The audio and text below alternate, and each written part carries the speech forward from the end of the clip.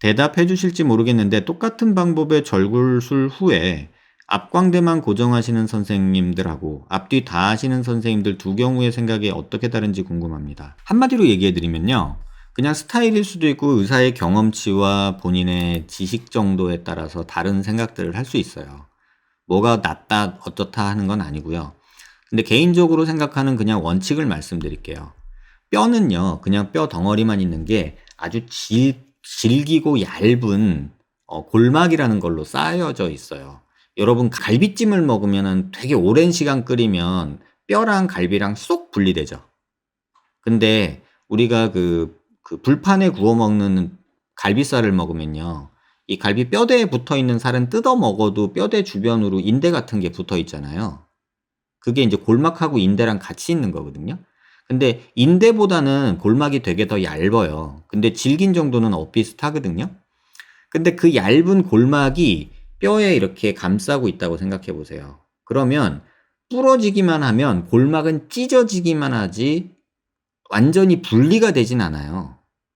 그래서 골막이 뼈를 부러져서 이렇게 있다가 이렇게 돼도 골막은 얼기설기 연결이 돼 있어요.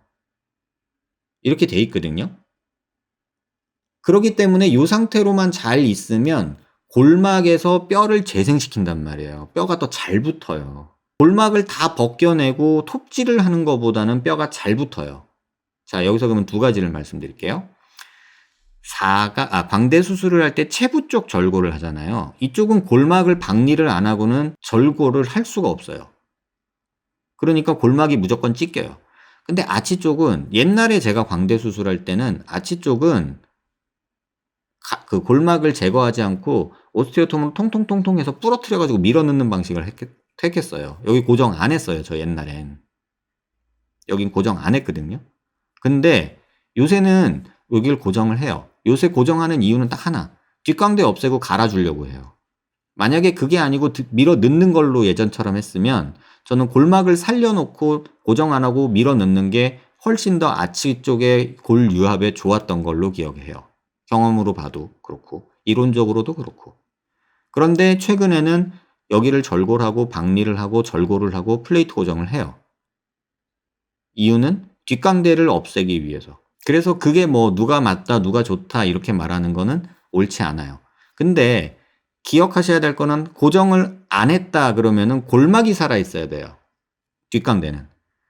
45도 광대는 골막이 무조건 열리기 때문에 고정을 되게 단단히 해야 돼요. 근데 제가 요새 중요시하는 거는 밑에만 고정하는 것보다는 가능한 한 눈뼈 근처까지 위쪽까지 고정을 해야 이렇게 돌아가는 하방 변이를 막을 수 있다는 거예요. 굳이 아치 쪽을 고정을 안 한다면 골막이 살아 있어야 돼요. 살짝 찢어질지언정 박리가 돼서 완전히 벗겨지면 안 돼요. 우리 옛날에 소세지 먹으면 소세지 껍질 벗겨 먹는 소세지 있었고 소세지 그냥 껍질째 먹는 소세지 있는 거 아세요? 껍질을 벗겨서 먹어야 되는 게 있고 그냥 껍질째 먹는.